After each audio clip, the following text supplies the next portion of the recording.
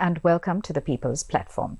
In Sri Lanka, corruption isn't just a governance issue. It is a form of theft from the people, the citizens.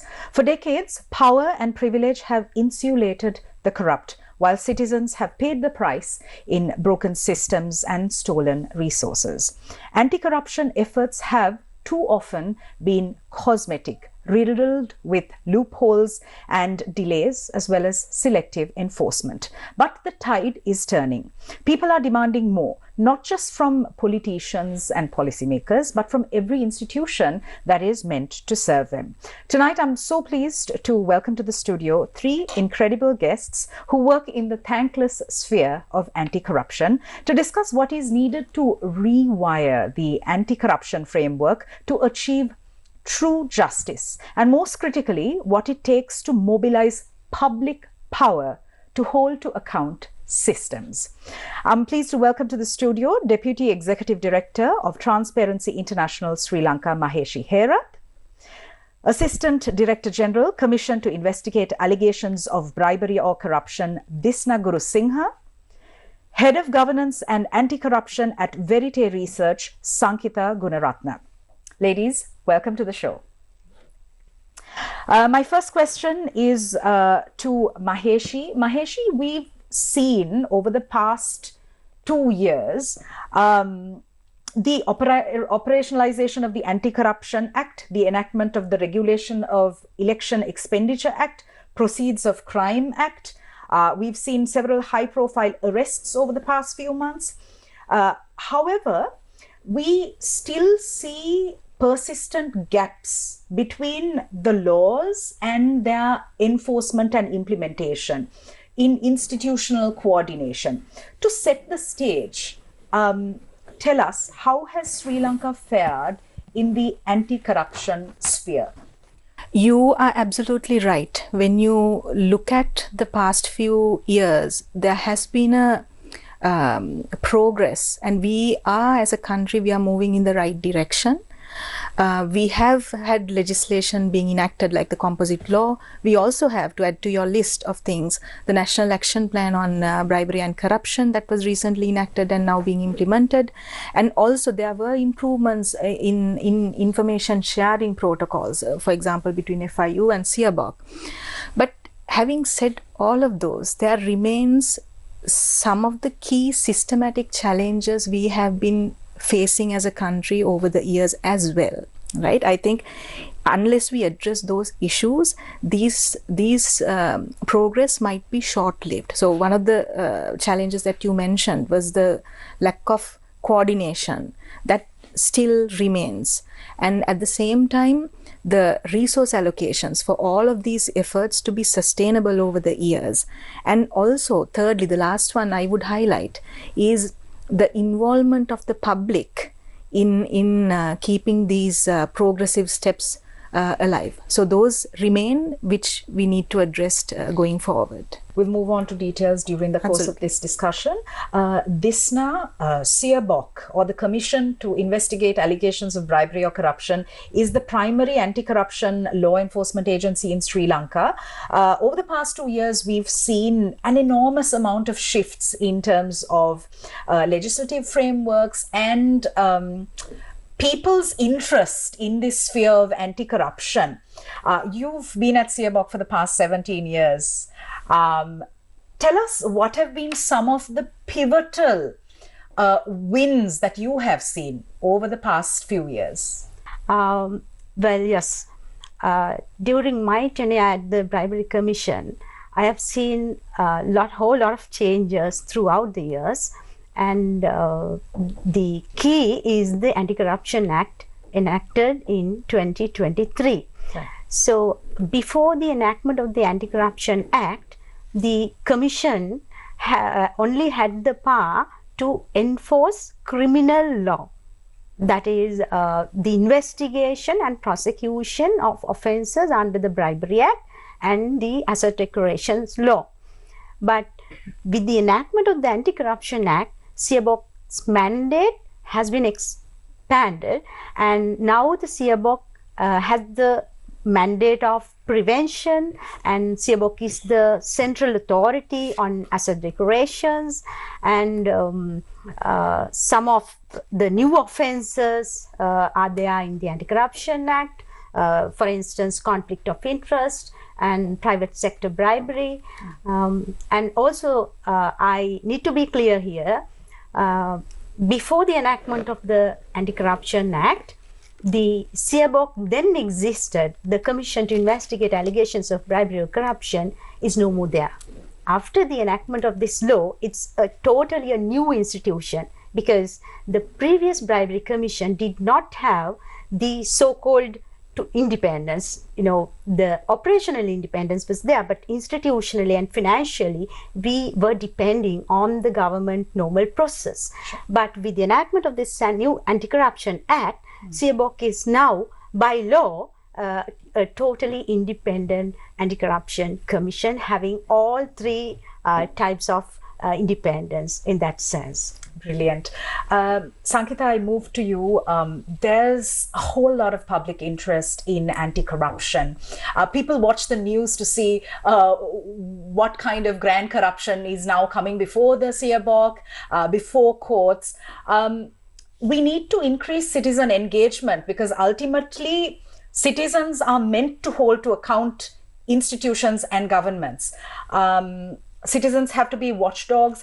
Verite Research has done a tremendous amount of work in this sphere of anti-corruption over the past few years. You've been heading that unit. Speak to us about some of the initiatives that you've started. So Verite Research set up a new division on governance and anti-corruption just over a year ago. And one of the bits of research that we have done that I think the viewers will find interesting is around procurement corruption.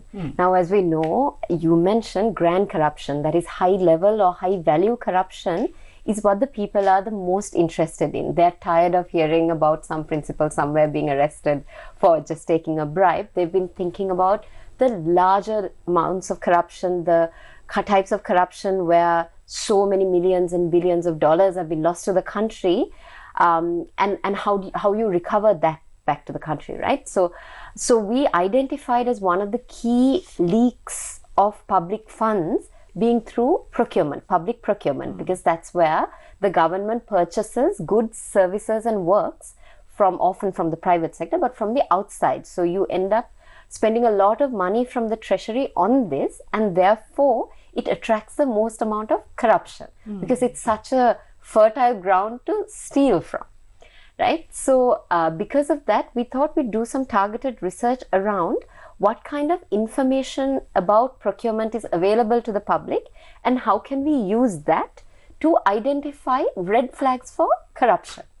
Right? So we're trying to, like if you take Pareto's principle of 80-20, we're trying to see whether we can address the largest amount of corruption through the least amount of effort. Right? So what we found through government's e-government procurement platform, that is promise.lk, was that if you assess that against Sri Lanka's current Right to Information Act and information disclosure requirements, already it doesn't disclose the amount of information that is required by Sri Lanka's law. Right? So using that, you can only identify a small number of red flags for corruption.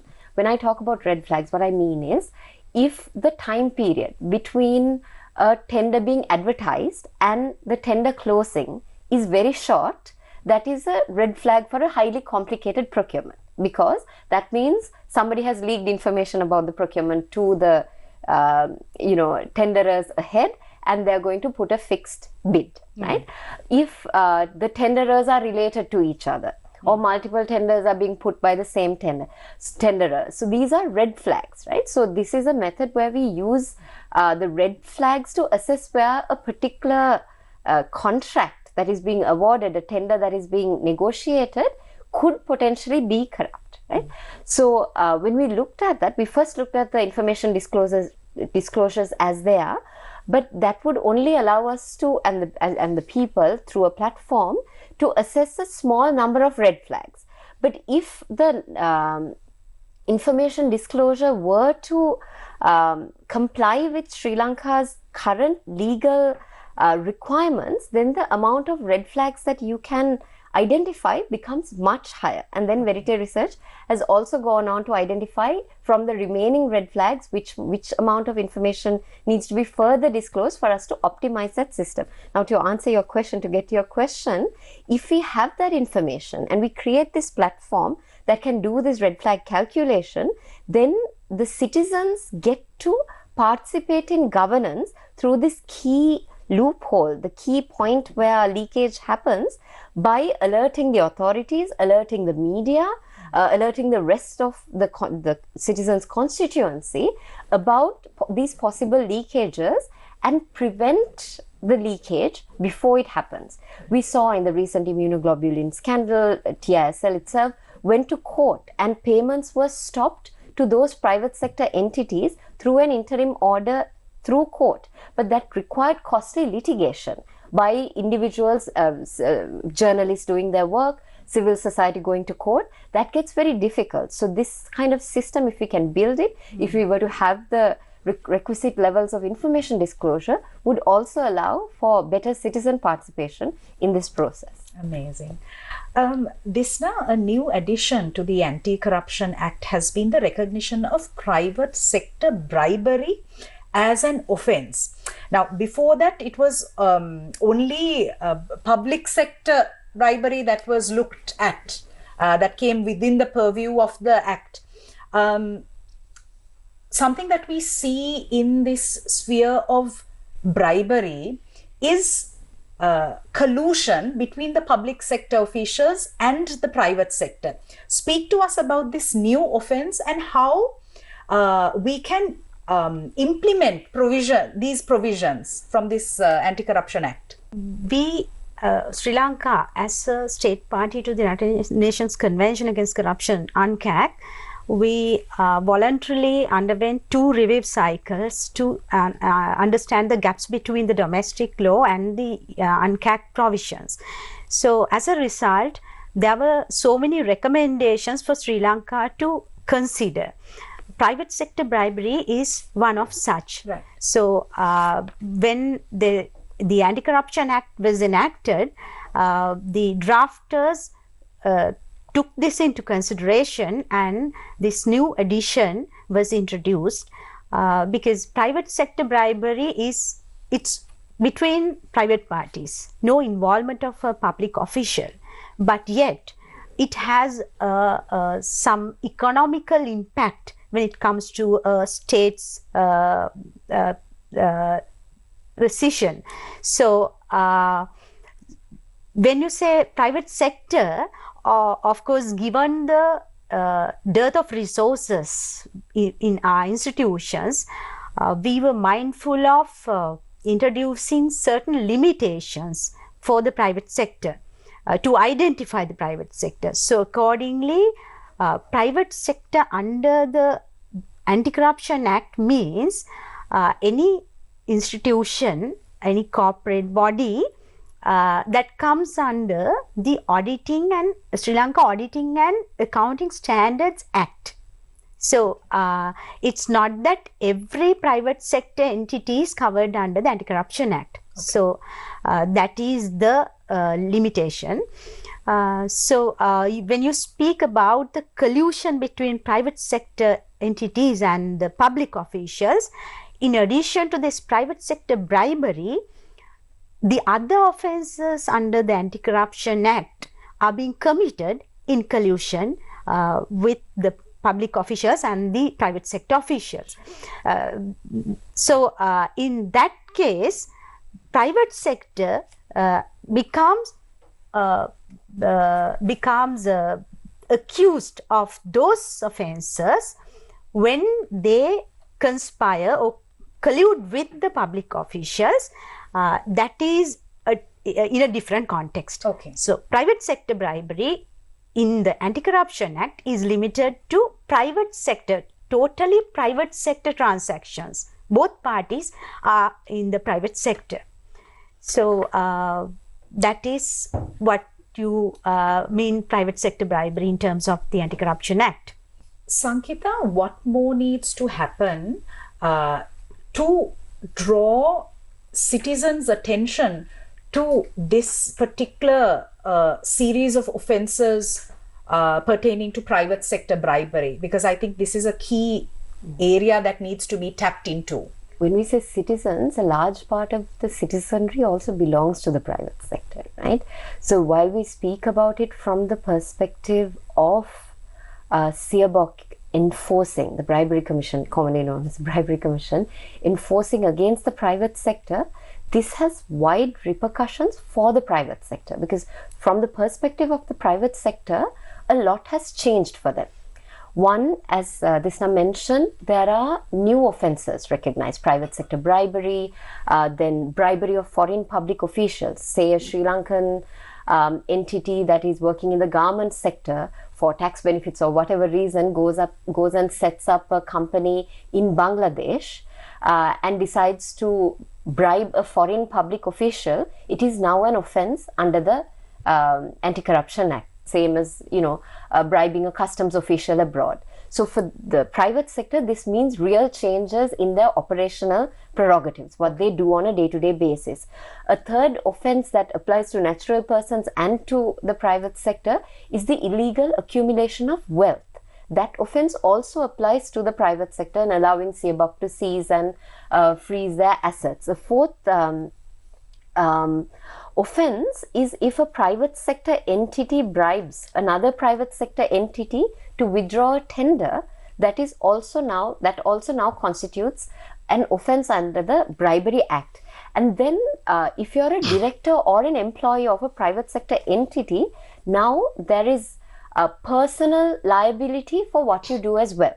So you can be personally prosecuted, and a director, already had obligations under the Companies Act, but these are much more severe fines and penalties that you can be held guilty of. So the fines can go up to 1 million rupees. Formerly, the highest fine, I think, was 5,000 rupees under the previous act. Under the previous act. Now it's gone up to 1 million rupees. And the imprisonment can be rigorous imprisonment up to 7 years. So these are not small changes for directors and employees. And if you look at who is an employee under the Anti-Corruption Act, it's not just a current employee of a company, it's also a previous employee. If somebody who has been seconded, who's providing voluntary services for a private sector entity. So it's quite a wide understanding of an employee. So, and if a company is held guilty, it's not just the company who is liable for that corporate offense. The directors and employees can be held liable. And then each of them will also have to defend themselves, because the allegation will be against them, right? Personally. Sure. They will have to defend themselves as to whether they had no knowledge of the particular offence or act taking place, the bribery that took place, or whether they took all due diligence, that is, they took all reasonable care, which is a higher standard, I must say, than the UK has, right? They have a adequate procedure standard. Okay. In the UK. Right. But in Sri Lanka, we have asked for all due diligence measures to be taken. So it's not a small change for the private sector at this point, because there is personal liability, there is corporate liability, and you're required to take all due diligence. And then you add to that the powers of SIABOC vis-a-vis the private sector, right? The SIABOC can summon anyone in the private sector, directors, all these big shots that we consider in the private sector would have to appear in person before SIABOC, and refusing to accede to an order of SIABOC is an offence. Lying to SIABOC would be an offence, and actually acting contemptuously against SIABOC is now considered contempt of court. So things have changed quite significantly for that element of the citizenry, as you mentioned, who constitutes the private sector, but of course subject to the caveat that the private sector has been defined narrowly, but that doesn't mean that only they have obligations, only the SBEs have obligations, or specified business enterprises under the Accounting and Auditing Standards Act. Other private sector entities also have certain liabilities and obligations under the Anti-Corruption Act. Maheshi, recently, the Civil Society Parallel Report on Sri Lanka's implementation of the United Nations Convention Against Corruption, or UNCAC, was produced by TISL with the support from the UNCAC coalition. Speak to us very briefly about some of the key recommendations of this report, because this comes in the wake of the 2023 release of the Civil Society Governance Diagnostic Report led by civil society, which was a fantastic report. So speak to us about some of the key recommendations. So Sonali, this report, I'll just briefly mention the significance of this, right? As you mentioned, Sri Lanka as a signatory to the UNCAC Convention, UN Convention Against Corruption, we go through this concept called peer review mechanism. So Sri Lanka was lastly reviewed in the period of 2016 and 2018. So after that, we have not been reviewed yet because there are cycles, right? Okay. So this particular report that you mentioned, the Civil Society Parallel Report, covers the period between 2018 to January 2025.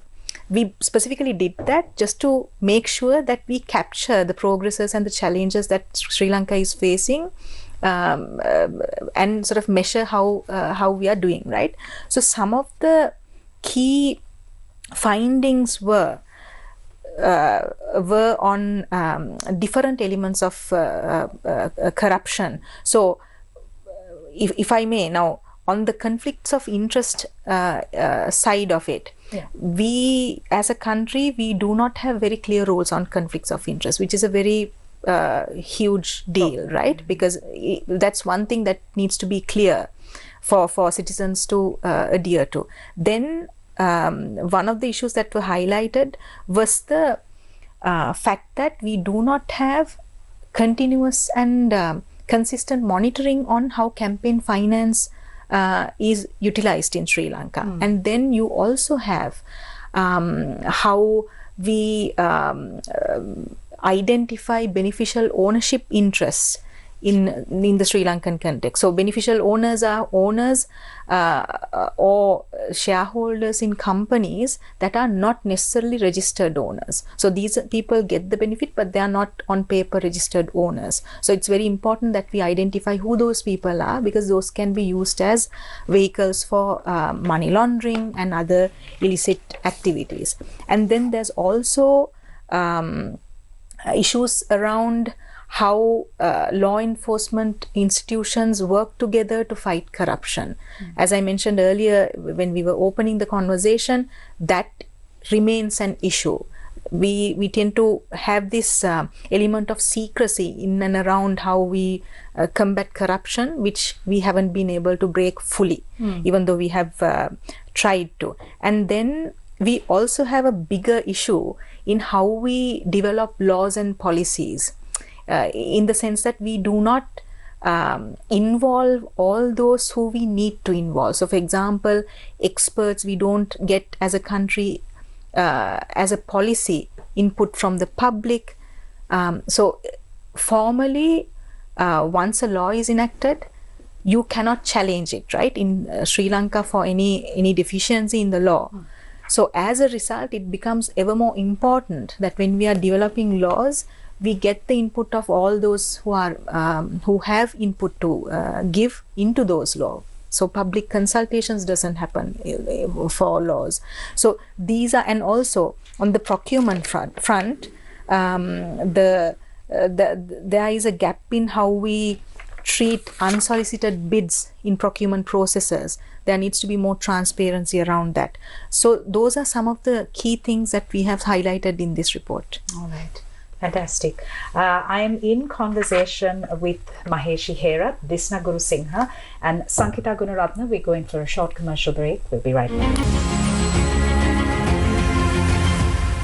Welcome back. You're watching The People's Platform. Is Sri Lanka's anti-corruption framework fit for purpose? Let's find out. I'm in conversation with Deputy Executive Director of TISL, Maheshi Herat, Assistant Director General Commission to investigate allegations of bribery or corruption, Disna Gurusinghe, and Head of Governance and Anti-Corruption at Verite Research, Sankhitha Gunaratne. I think we covered quite quite a few areas. Disna, I'd like to come to you. Siabok has a strategic plan in addition to the National Anti-Corruption Action Plan that has already been formulated and implemented. Speak to us about the key aspects encompassed in both of these documents. Actually, this given the extended mandate of the Siabok and since the proper establishment of the Siabok, in the sense we don't have the full force in the Siabok, so we have therefore we have prioritized the key areas that Siabok will be working on immediately, immediate actions. So that is the strategic plan. We have set timelines and the key stakeholders. So we have identified the priority areas in that sense. So in the strategic action plan, the main step is the restructuring of the Siabok as an institution. So from the enactment of the Anti-Corruption Act in 2023, now we are in 2025. Even after 2 years, we have not been able to establish the institution as expected in the Anti-Corruption Act. So, for instance, the asset declaration, it's going to be a new directorate under the Siabok. So we still do not have officials assigned for that task because we have not been able to restructure the institution. Here, I think you need to know that why this delay of restructuring.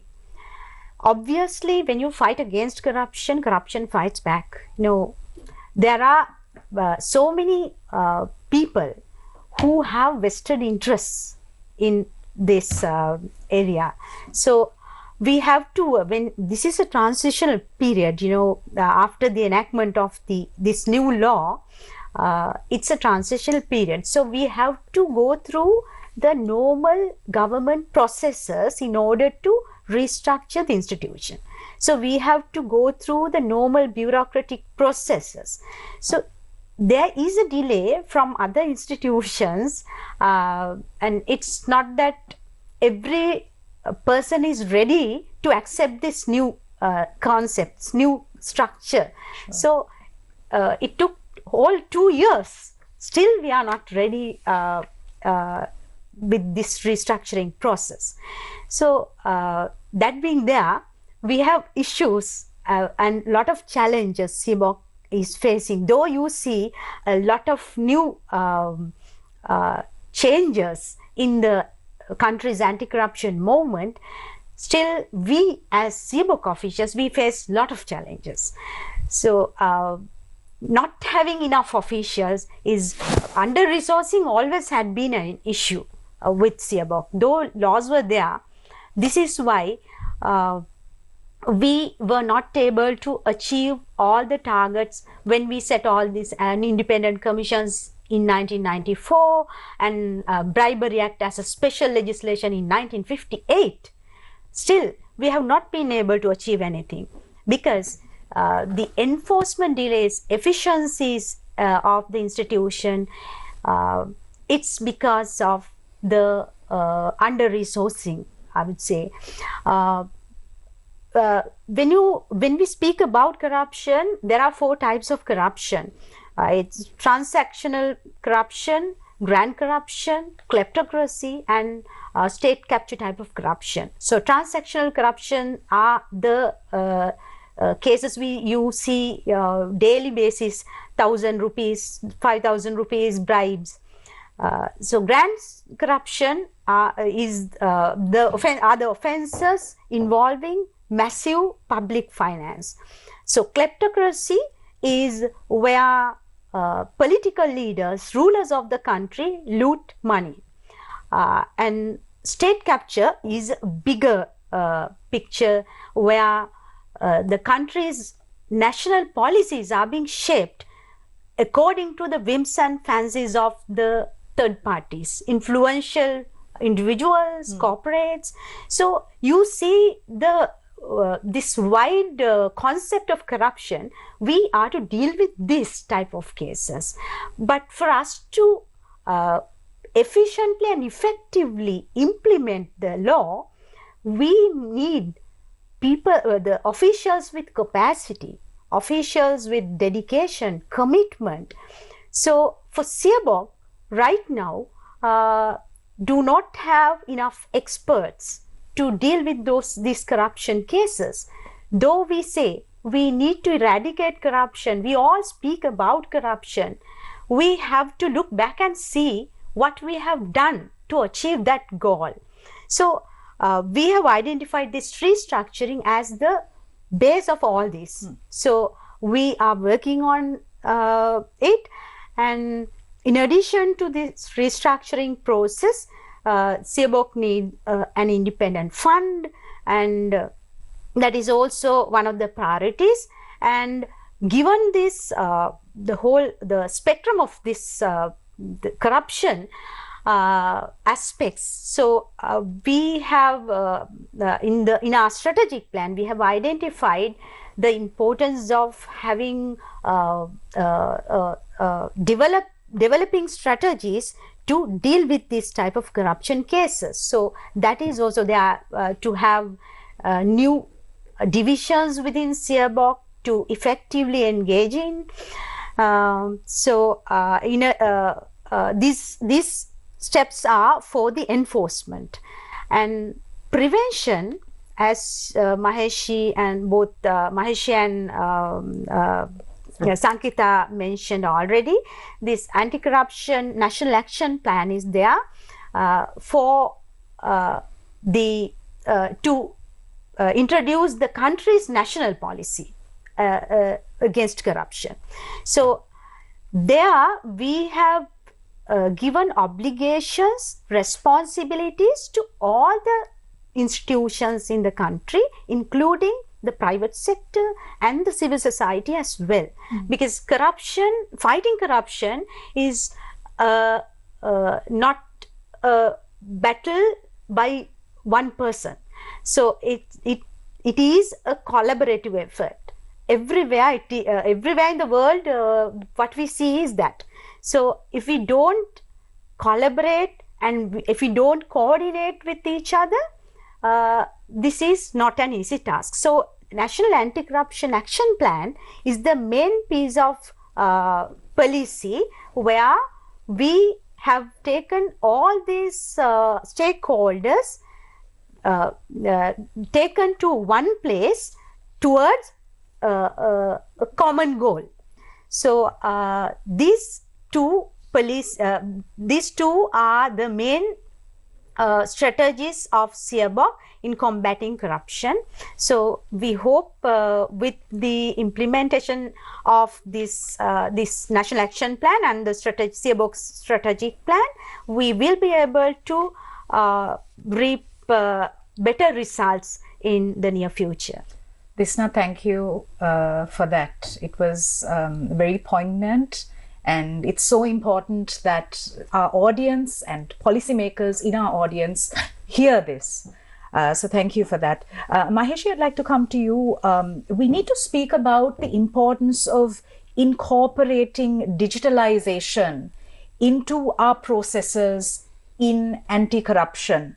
What kind of ways in which are we lagging behind in the usage or non-usage of digital tools and technology?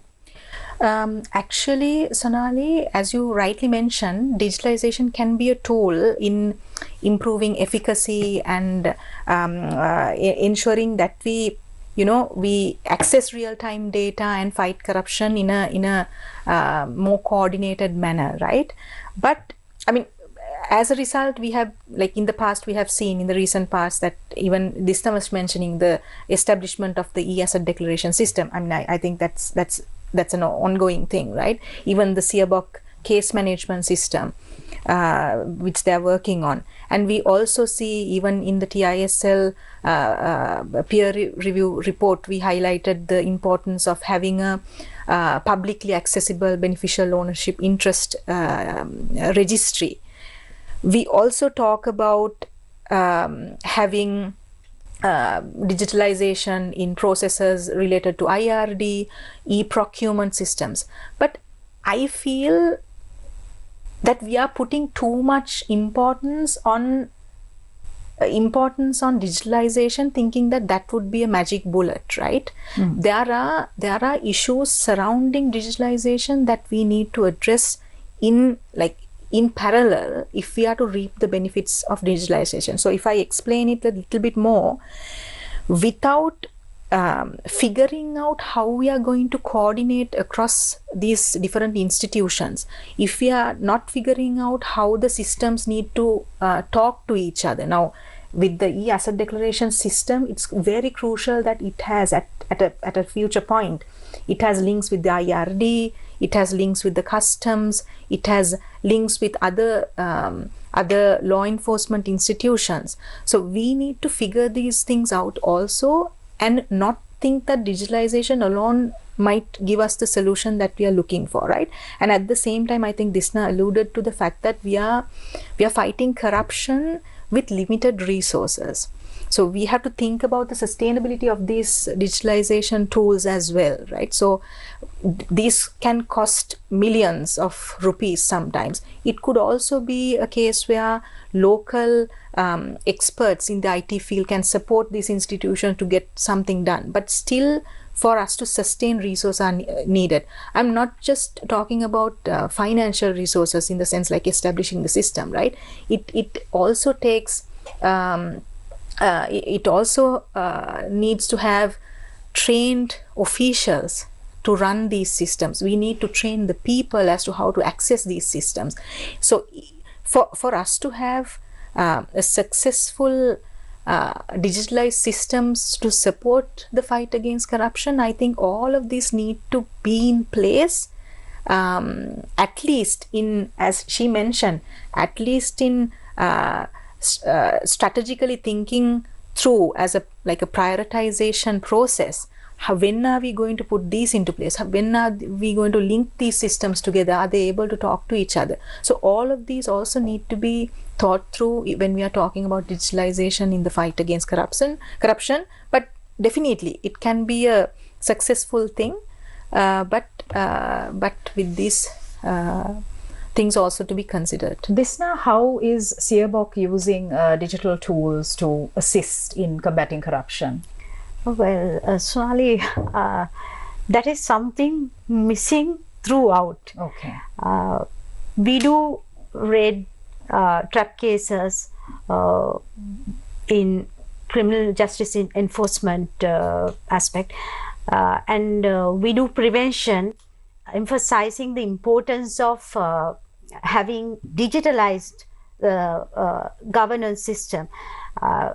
Lesser the human interface, lesser the opportunities for corruption. Absolutely. So we, as SIABOC, we see it's so important to have digitalized platforms. And I think government also has an interoperability framework and e-governance framework. And the government is moving towards enhancing this concept of digital economy. Correct. And incorporating it across the country. Correct. What I see here is lack of coordination. Government has a policy, but Inland Revenue Department, they have a digitalized system. SIABOC is going to have an e-assets declaration system, and Election Commission has a digitalized system. But all these, you see, these electronic systems are at different places, but without any coordination. I do not know at what one point would it be possible for all of us to, if we have an interoperability facilitated system, whether this data can be shared or not. It's unknown, because we are on our own, it's individual, institutional level, these are being done.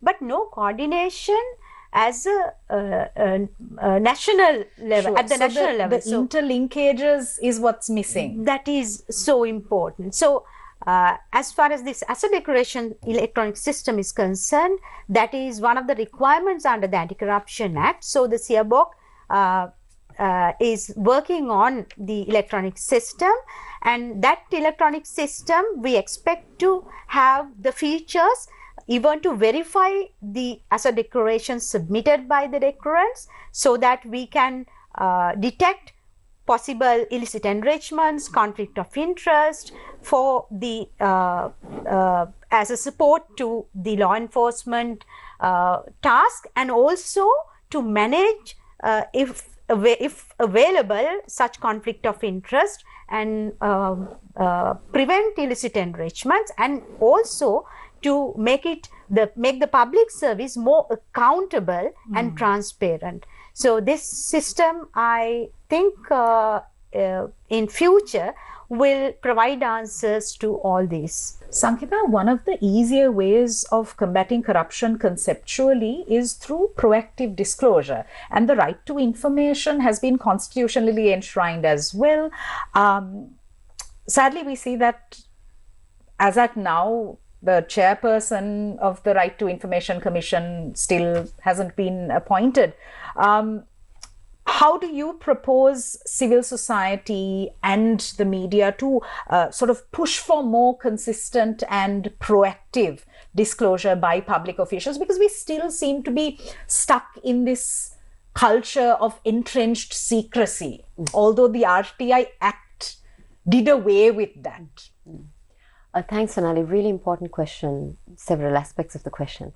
If we had to pick the strongest weapon against corruption, I think from the entire arsenal, it would be information that would be foremost. Because not only does it prevent corruption, it also allows citizens and external actors like journalists to hold the public sector accountable, hold government accountable. So when we think about the right to information, though, people forget that the right to information and even Sri Lanka's Act stands on two equal pillars, that is request-based disclosures and proactive disclosures. So proactive disclosures is where citizens don't have to ask for anything. There are mandated information sectors that are identified under the Act and under the guidelines issued thereunder that public authorities should be disclosing to the public. Now, this is not very well known, and in fact, if a public authority is not actually disclosing information they should be proactively disclosing, there is also a complaint mechanism built in under the Right to Information Act, where a citizen can complain about that to the relevant public authority's head, and if they still don't accede, you can make a complaint to the Right to Information Commission. Now, this power I'm yet to see used in Sri Lanka, right? And I'm yet to also see the Right to Information Commission taking action against a public authority for failing to meet their proactive disclosure obligations. Now, Verite Research in 2017 designed a methodology through which to assess and rank public authorities based on their proactive disclosures online. It's limited to online because that's the extent to which we could assess the information. And the last report on this was issued in 2023, and there's an upcoming report to be published in August this year, up to the year 2024. Now, the last published report shows that over 70% of the assessed public authorities as of 2023 disclose less than 40% of the information that they were legally bound to disclose. Now, this is seriously problematic, and but I must say that there is a slow progress on proactive disclosures that must be because of the increased use of technology also and availability of information also, but this is a key area that government needs to focus on. First, to prevent corruption. Second, also to reduce the amount of interactions they need to have based on requests with the public, because the number of requests that need to come reduces if information about large scale infrastructure projects, about key decision making, about public procurement, as well as information about key services available to the public, about the forms that they need to use, about the fees that they need to pay, so that bribery and corruption that Disna referred to, just transactional corruption and bribery, can also be thwarted, prevented, detected and deterred. And just one final point on the appointment of the chairperson of the Right to Information Commission. There has been an inordinate delay. Actually, civil society and the media have done a lot in drawing attention to this already, but there is a slight complication where people think that it is up to the Constitutional Council to appoint the chairperson of the Right to Information Commission, but it is not the Constitutional Council that selects who among the members is the chairperson. That power is given to the president. So this failure is really on the part of the presidency in appointing the Right to Information Commission's chairperson. But there still is also a vacancy. Out of the 5 commissioners, there is also a vacancy. So if not already done, that recommendation also has to be made, and appointment has to be made. Thank you. We're on to our final 3 minutes of the conversation. So I'd like to ask you your responses to this final question in a minute. Maheshi, I want to connect this conversation of anti-corruption to public trust and citizen participation. How do we rein in the public? Because like Disna said, anti-corruption is not any one person's problem. It needs a collaborative effort. So how do we rein in the public? So I think one of the key things, I think it's already happening, Sonali. They see the movement forward in prosecutions, in seeing accountability, right? But at the same time, I think it's more, you also need as individuals have a genuine interest to see the country thriving, right? And we see that corruption has been like a systematic issue in the history of Sri Lanka, and it has been a serious cause in the place that we are right now as a country in the economic situation. So I think as people in the country, having seen the impact of corruption, they need to now get involved. And there are so many ways that they can, through the National Action Plan, giving feedback, coming to Siabok for complaints, and showing interest in the process as a whole, rather than being a spectator and then criticizing things as they are. Disna, how must the public engage better with Siabok? Yes, Sonali, if we don't get complaints about bribery and corruption, we are unable to deal with those instances of offenses happening all around the country. So we need the public to be engaged with Siabok throughout. And also I have a humble request to the citizens of this country. Singapore's secret in becoming a least corrupt nation is the honesty of the people of that country. Honesty need to be there in whatever we do, in all our policies, policy makers, enforcement agencies, their officials and the citizens. We all need to be honest people, and we must have an honest intention to be a country free of corruption. That is my humble appeal to the citizens of this country. And at individual level, we all can play a role in combating corruption. Sankhitha, sometimes we hear this saying that bribery and corruption is so entrenched in Sri Lanka's psyche. So when we lead with that, and we see along the way structural inequalities which keep people poor and vulnerable, and those that are corrupt. It's a very non-linear narrative.